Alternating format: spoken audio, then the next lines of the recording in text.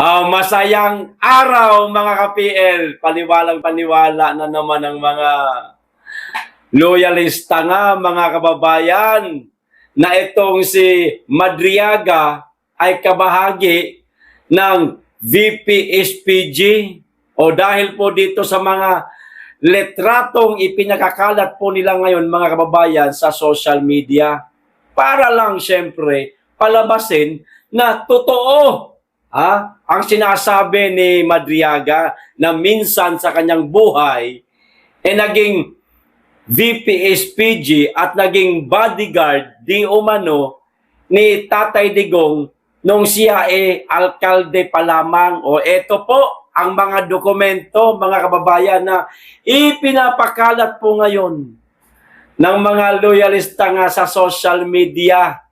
Kayo na lamang po ang humusga mga kababayan. Dokumento naman po ito Mababasa naman po natin mga kababayan no? Kung ano ang ibig sabihin O ito, simulan po natin mga kababayan. Marami-rami po ito. 5 dokumento. Himay-himayin po natin. Pero bago ko po simulan, magkikisuyo sa mga hindi pa po nakasubscribe. Baka naman at click na rin ang notification bell para updated sa lahat ng upload at huwag niyo pong kalimutan, like at share na rin po nitong video natin ngayon. Okay, maraming salamat. Magkikisuyo lang. O eto mga kababayan Una, ayan mga kababayan. Ano nakalagay? Private security, ay napakalaki, liwaliwanag, urong na tayo ng kaunti para mapalaki natin. Ayan di ba? Private security mga kababayan. Ang category, ayan nakalagay po protection agent mga kababayan. Ayan tinakpan po yung address, tinakpan po yung license number. Ibig sabihin, sa pagkakaintindi po natin dito, mga kababayan, ang maaaring magiging trabaho nitong si Madriaga private security. Pwedeng sa mga celebrity. Ayan, di ba? Mga artista. Meron po sa mga bodyguard. Pwede rin po sa mga mayayamang pamilya. Ayan, di ba? Pwede rin sa mga businessman, mga kababayan. No? Pero kung sa politiko, parang malabo Kasi kung ako, ang politiko, ay hindi ako kukuha ng isang katulad ni Madriaga, mga kababayan, na hindi po dumaan sa napakahirap at napakatinding pagsasanay. Hindi naman po natin minamaliit ang trabahong private security. Dahil marami tayong mga kababayan na yan po ang ikinabubuhay nila at ibinubuhay nila sa kanilang mga mahal sa buhay, lalo-lalo na sa pamilya nila. Di po ba? Pero, sa pagkakaalam ko, bilang isang protection na agent, mga kababayan, mga celebrity, madalas ang mga kliyente nila. Di ba? Hindi politiko. Ito, matindi sumunod, mga kababayan. Ayan. Private security pa rin po. Nag-iba na po yung kanyang category. Security officer. Ayan. Ulitin ko, hindi po natin minamaliit ang trabaho ng isang security officer. Marangal po yan, mga kababayan. Pero, ang tanong, kabahagi ba ng VP-SPG, mga kababayan? Hindi po tayo masyadong maalam pagdating sa ganitong klaseng dokumento. Kung di ako nagkakamali, ID ito, mga kababayan. Hindi ko lang alam kung ganito rin ba ang ID ng mga taga VP-SPG. Pero nakalagay dito, kanyang kategorya, mga kababayan, security officer. Kumbaga, sa pagkakaintindi ko lang, opisyal siya ng mga ginagalang nating mga security guard. Ano ho? Siya ang opisyalis. Ayan, di ba mga kababayan? Sinasaluduhan yan. Kapag ka dumadating sa mga post ng mga kaibigan nating security guard. BPSPJ, sa palagay ko hindi. Ito pa isa. Ayan. Hindi po ito ID ha. Certificate po ito mga kababayan. Ayan, maliwanag. Nakikita nyo naman. Certification of completion. So, dahil certification of completion ito, maaaring meron siyang nilahukan, mga kababayan, na isang maikling pag-aaral. Sige. Ayan, simulan natin sa headings. Ayan, Best Solutions Security Training Academy. Nag-aral po siya, mga kababayan, ng ilang araw lang yan, kung di ako nagkakamali, pinakamatagal yata dyan, 1 buwan, sa isang Security Training Academy. Okay? Dito ba, nag-aaral ang mga taga VPSPG o kahit itong mga tinatawag na PSG. Dito ba nag-aaral? Hindi ho eh. Ang alam ko, mga talagang lihitimong sundalo yung mga yan, mga kababayan eh. Matindi po ang pinagdaan ng training ng mga yan. Hindi lang yung basta-basta training na kagaya po ng mga ginagalang nating mga security guard. O katulad ditong Security Training Academy na ito. Di po ba? Ayan o. Certification of Completion. Ito pa sa ibabaw pala. Supervisory Office for Security and Investigation Agency. Para po ito sa mga security agency. Yan. Kapag nakapagtapos siya, o dahil nakapagtapos na nito, maaaring nagtrabaho siya sa isang security agency. At maaaring siya ay isa sa mga opisyal. Ito pa Ramil L. Madriaga. Ayan. Security Professional Trainers Training Course. Kumbaga, nag-aral siya sa isang Security Training Academy, mga kababayan, para maging isang ganap na trainer. Trainer sa isang Security Professional Training Academy, tulad nitong training center ng security agency o parang academy nga. Yan. Para maging siya, lehitimong trainer. Yan. Siya po yung mga magtuturo sa mga security guards, sa habang sila nag-aaral ng mga basic, mga kababayan, para maging isang ganap na security guard. Yan po ang pinag-aralan niya, para maging trainer. Di ba? Hindi po para maging bodyguard. Yung isa kanina, yung ID yun, pang bodyguard yun, pero pang celebrity yun. Hindi yun pang politiko, mga kababayan. Ito pa isa. Ayan. Ibang naman ito, ibang Security Training Academy naman ito, mga kababayan. Ito, the Professional Certification Board of the Philippine Society for Industrial, kita nyo na, Industrial Security International Incorporated. Di ba? Under and by virtue of the provision of its charter, hereby certifies Ramil L. Madriaga with the designation Certified Security Professional. Nag-aral siya, mga kababayan, para maging isang ganap na security guard naman. Kasi, baka nagtataka ho kayo, bakit napakarami niya pong sertipiko. Kung hindi ako nagkakamali, kapag na-expire na po ang lisensya ng isang security guard o ng isang security officer o ng trainer, mga kababayan, kung daw nagkakamali, 3 taon or 2 taon, kinakailangan po nilang sumailalim po uli sa panibagong pag-aaral. Ayan, para refreshing po doon sa kanilang mga dapat pang malaman na maaaring nakalimutan na ho nila. Ayan. Kaya ayan, meron naman siyang isa pang sertipiko. Oh? Certified for Security Professional.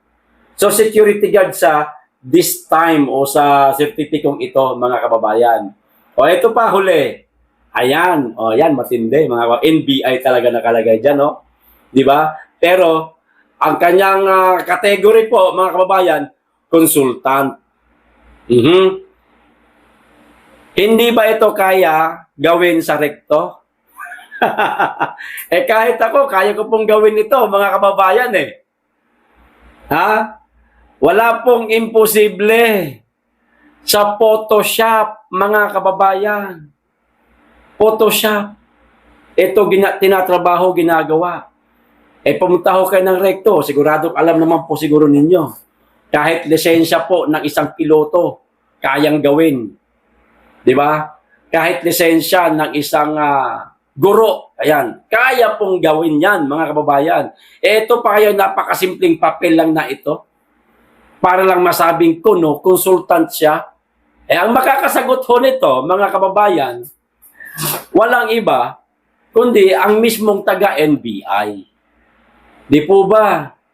O sana merong lumabas na isang NBI na ang kanyang panunungkulan ay nasa taong 2007, kasi dito ho, sa pinakita ko sa inyo kanina, ayan, nakalagay po dito, mga kababayan, ayan o, 2007 po, ayan o, 2007 daw po siya naging consultant, ayan, ng NBI. Sa taong 2007, sino ba ang taga-NBI na nakapagtrabaho sa taong yan? Paki-confirm naman po kung nakikilala niyo po itong taong ito bilang isang consultant ko, no? Eh kasi napakadali pong gawin ito.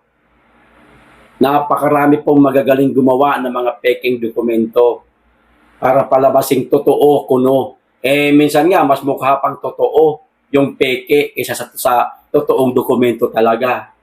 Di po ba, mga kababayan? O nabudol na naman po ang mga loyalista nga. Kaya pala hindi nakakapagtaka hanggang ngayon, budol na budol sila ni Budol King, mga ni Bangag, mga kababayan. Naisahan na naman sila ni Bangag. Pambihira to, mga to talaga. Oo. Napakadali nyo talagang paikutin. Palibasa, mga bangag din kayo eh. Bangag sa salapi ba na ipinamudmud sa inyo ng inyong amo, nga ayon yan sa mga usap-usapan. Di ba, mga kababayan? Meron din muna kayo mga pakimkim, lalo na ngayong Pasko. Kapag ka pinapunta sa Palasyo Malacanang, alam na, baka mayroong mga pakimkim o tatanggihan mo. Di ba? Siyempre, hindi. Kaya ang gagawin mo, para ipakita mong loyal ka pa rin kay Marcos, kahit na alam mong mali, magtatanga-tangahan ka na lang. Kawawa namang prinsipyo, napaka-babaw na prinsipyo niyan, mga kababayan, di po ba? Alang-alang sa kalansing ng salapi. Di ba? Magpapauto kayo. Papaniwalaan ninyo ang mga peking dokumentong inilalabas. Hindi na kayo nahiya.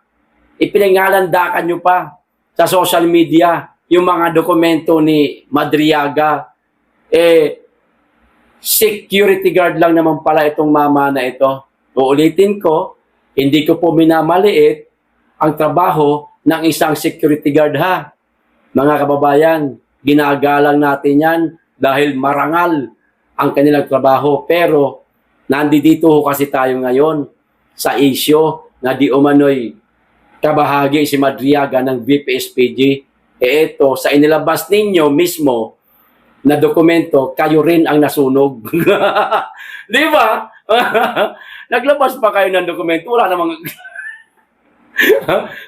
Sunog kayo sa dokumentong inilabas ninyo, mapapahiya kayo niyan. Hindi po ito, sa palagay ko lang ha, yung mga pinakita kong dokumento kanina, ni Madriaga, hindi ho yun. Hindi po ganun. Ha, ang mga ID ng mga taga-VPSPG, pang security guard po yun, mga sir, mga madam, para lang po malaman ninyo. Okay, at nakita niyo naman kanina, di ba? Maliwanag, nag-training siya sa isang security academy para maging isang ganap na security officer. Di ba? Maliwanag na tayo dyan. VPSPJ, para sa akin, hindi. Ito pa isang balita, mga kababayan.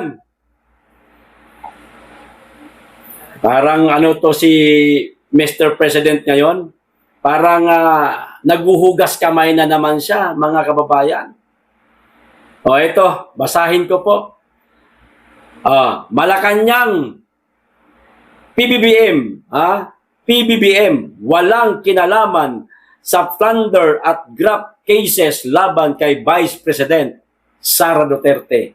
Wala daw siyang kinalaman, pero sa mga sinabi ni Attorney Harry Roque, ayaw ni Marcos na sumunod sa kanyang pwesto si VP Inday Sara. Alam na po natin ang motibo ni Marcos bakit ayaw niyang maging presidente si Inday Sara kasunod sa kanya.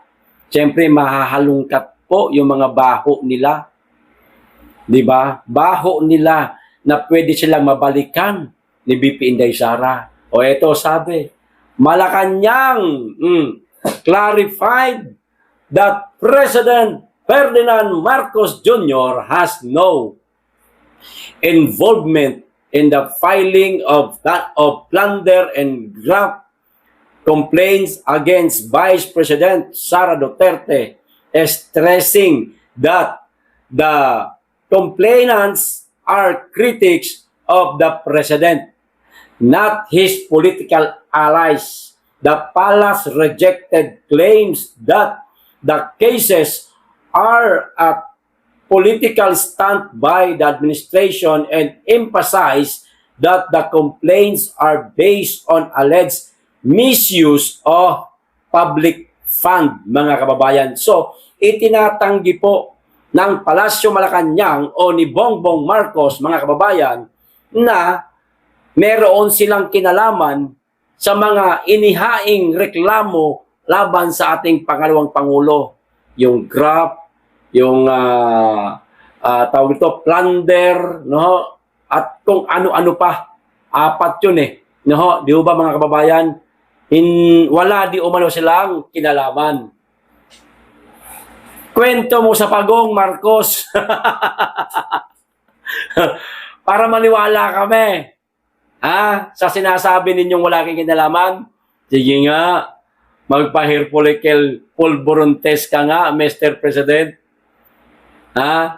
Gawin mo nga, magpa-hair follicle pulburon test ho kayo para paniwalaan po namin kayo. Napakahirap na po kasi ninyo paniwalaan kung yung dating presidente nga, 80 anyos na, uugod-ugod na, wala nang balanse, hirap nang maglakad, inaalalaya na lang, pinadala pa ninyo sa ICC. Itatanggi nyo pa rin yun. Di ba? Samantalang kaya mo naman na pigilan etong pagpapadala sa dating Pangulo sa ICC, pero hindi nyo po pinigilan. Hinayaan nyo lang po. Kasi meron pong basbas yon sa inyo, Mr. President. Tapos ngayon, itong mga reklamo sa pangalawang Pangulo, i-deny ninyo. Hindi nyo po mabibilog ulo namin, sir. Hindi nyo po kami mauuto. Hindi po kami kagaya ng mga supporter ninyong mga tanga. Diba? Mga kababayan, maniniwala kayo? Wala silang kinalaman. Kayo na lamang pong humusga. Eto pa isa, mga kababayan. Si Gadon. Ayan, ako po, napakawalang kwentang mama na ito. Nagyaw-yaw na naman siya. Eto sabi, Gadon, gustong ibalik ang ABS-CBN franchise. Kailangan labanan ang fake news mula sa DDS vloggers. Teka, ang DDS vloggers, bago po gumawa ng video, meron pong mga resibo. Hindi po kami gumagawa ng fake news. Bumabatay rin po kami sa balita. Kung sinasabi ninyong fake news kami, akusahan nyo rin po yung mga mainstream media na pinagkuhanan namin ng aming mga referensya.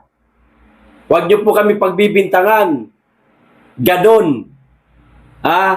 Ba't di mo questionin yan si Claire Castro? Yan ang fake news. Numero 1 fake news sa inyong circle of friend. Tawagin mong fake news. Dahil sa kanya lagi nagmumula ang fake news. Mga DDS, may pinapakita kami resibo. Bago kami gumawa ng aming content, Gadon, wag kang bobo. Di ba? Ito pa isa, video mga kababayan. Ito na ho yung tungkol kay Mayor Baste Duterte na kinurot niya na naman si Bongbong Marcos. Pinadaplisan, pero masakit na daplis ho ito, mga kababayan. Nangyari po ito sa Davao City sa ginanap na Pasko Fiesta. Ayan. Sa mga taga Davao, ito yata yung namimigay sila ng mga grocery. Ayan. Sa mga taga Davao, kahit hindi ka taga Davao, basta pumunta ka roon, meron kang mabibitbit na mga grocery. Meron pang kaunting pang Noche Buena. Yan. Meron pang libreng kain. Ito po, yung video ni Mayor Baste Duterte. Panoorin po natin kung paano niya banatan si Bongbong Marcos. Pero, okay, ito na po, panoorin natin.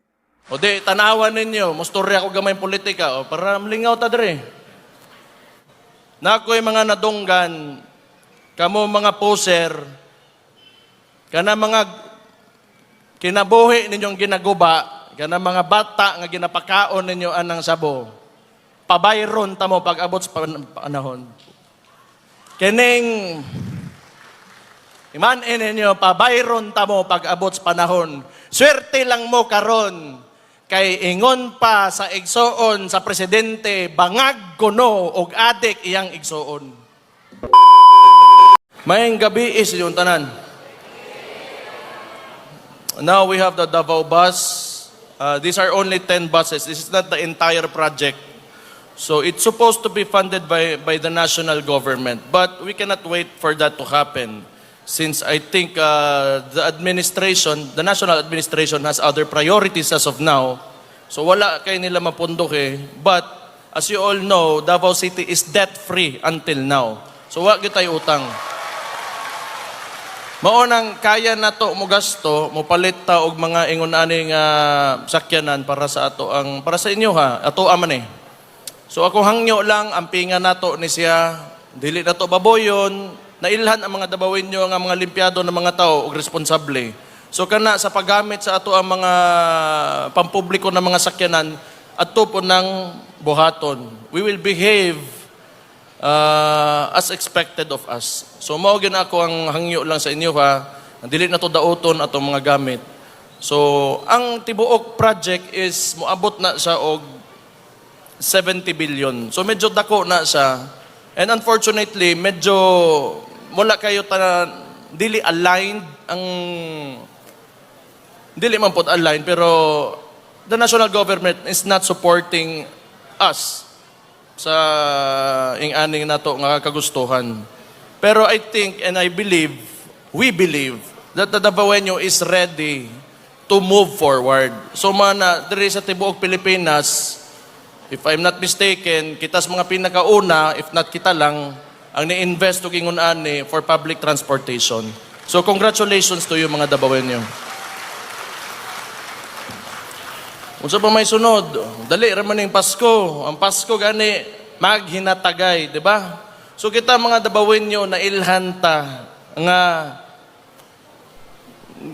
mahinabangon, disiplinado, values ang atong ginastoryaan dere.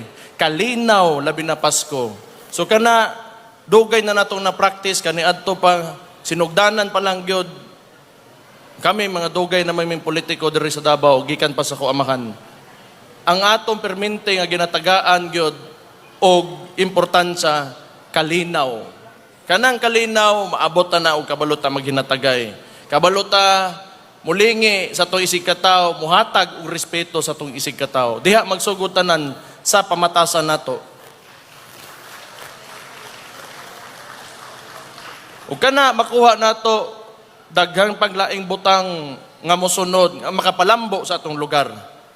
So ato lang i-prioritize gyud karon, mahimo ta mga responsable o mga disiplinado na mga Dabawenyo para sa atong syudad. Unya ang mga bata importante, pasudlo na to eskwelahan, pasudlo na to simbahan, moske o unsa bay relihiyon ninyo para pag-abot sa panahon sila na po'y mupuli sa toa. Pero dapat kita tarungon na to ang ilahang kaugmaon. Mao gyud ang prioridad nato bilang mga ginikanan, mga lolo ug lola sa tuang kuan. Plus taron nato ang kaugmaon nila aron pag-abot panahon nga sila managko, dili na sila moatubang sa mga problema natong ginaatubang karon. Lahi na pod tagaan nato sila nindot nga kinabuhi pag-abot sa panahon. So karon ako may acting mayor, tuwa pa atong mayor dito, atong palagpakan atong mayor nga bisag wala siya dire. Makita sa tibuok Pilipinas nga ang Dabawenyo dili mapugnan og padayon nga moabante. Sultihan ta mo. Basta hantod sa nagkahiusat ang tanan, di gyud ta matumba. O di tanawan ninyo, mustorya ko gamay politika o para malingaw ta dire. Niagi tag election, midterm elections. Karon nang gawas na ang AX abot og bilyon.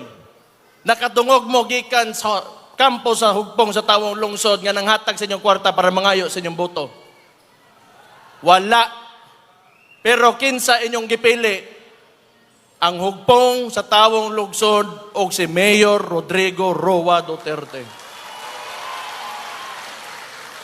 Baliko nako kanang mga tao nga nagtuo sila nga ang Dabawenyo naong og kwarta.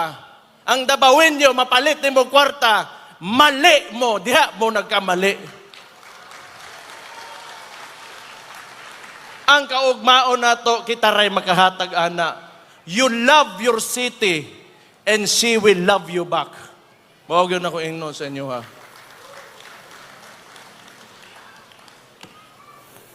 Moro man to. So, mandila istorya Andre. Magbinutan lang ta. Binutan ta, tuman lang tagbalaod.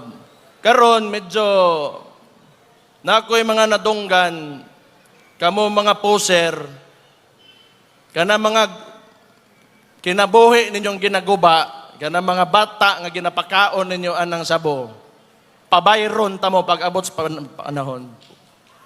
Kining imanin ninyo, pabayron ta mo pag-abot sa panahon. Swerte lang mo karon kay ingon pa sa igsoon sa presidente, bangag kuno og adik iyang igsoon.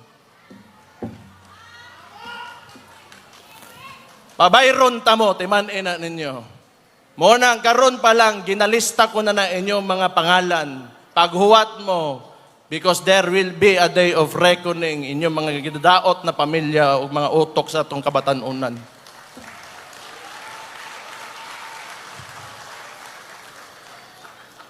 Kapuya, ma-high blood, no? Wala man na. Pero tanaw ha, despite the adversity nga atong ginaatubang, ani ato ang dakbayan, sige tagpalisuran, tanawa, na ay, unsa ba no? Itong ICI nila nga, investigative body daw kuno nga moadto dire. nga nay upaw nga mayor nga baga kay gnaw nasa kaugalingon niyang syudad moadto dire. Unya gitan-aw na ko yang boto sa 60% ra sa dito sa iyang lugar, baga kay siya gnaw para mag-imbestiga kuno dire. Ang atong mayor nga si Rodrigo Roa Duterte gipili 85 to 90% of Davaoenos kami inyong imbestigahan.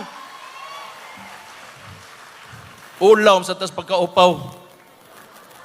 Daghang mga department heads, mga iguan eh.